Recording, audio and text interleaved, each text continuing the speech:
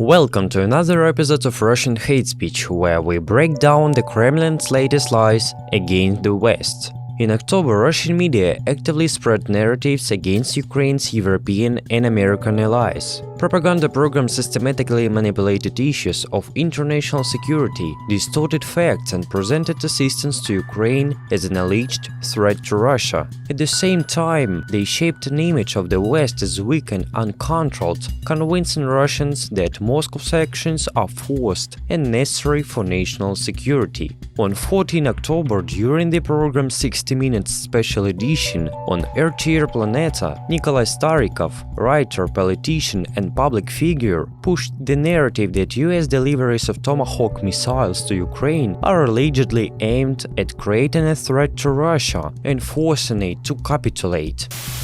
Can one reach an agreement with the Americans? Well, by the word agree they mean capitulation. That is, in a sense, now trying once again to return to 2021 and place these missile systems on the territory of Ukraine. They're trying to create a threat for us, to force us to accept their terms with a certain end to the military conflict. And further, apparently, they have some other plans regarding us. So do not nurture illusions. This missile is not being handed over to Zelensky. No one personally intends to hand these missiles to him. The Americans are going to hand them to themselves. And building the chronology of their actions, it becomes clear that neither Trump nor Biden. This is a plan that runs through American presidents. Trump started to implement it. Biden continued. Now Trump implements it again. Trump leaves and the next American president will still try to pull these missile systems as close as possible to our borders. This message creates among the Russian audience the impression that the United States, where Ukraine, systematically threatens Russia, presenting Tomahawk deliveries as part of a pressure plan that allegedly justifies the Kremlin response. On 14 October, on Evening with Vladimir Solovyov, on the channel Russia 1, Vladimir Solovyov, the program host, spread the narrative that US Tomahawk deliveries amount to an announcement of World War for Russia.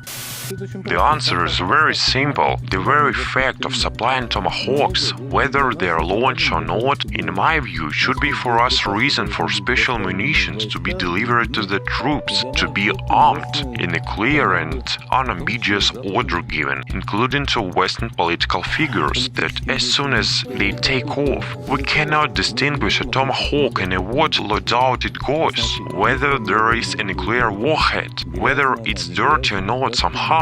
We must immediately let them understand that a retaliatory meat strike will be delivered at the moment of Tomahawk's launch, not only on the territory of Ukraine, but also on base locations of NATO countries. And what options are there? In fact, this is an announcement of World War, just so there are no illusions. And it doesn't matter how many they deliver, quantity here plays no role.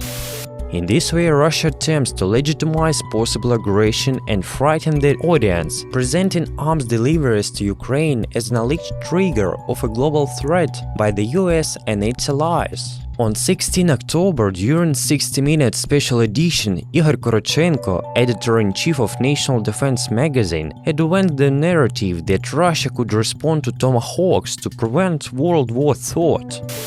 As a theoretical option, is it possible that, in the event of an attack by American Tomahawks, launches carried out by American servicemen against us from the territory of Ukraine, we would, for example, execute a demonstrative single strike on one of the American military bases in Europe in a non-nuclear variant using the ballistic missile Oreshnik?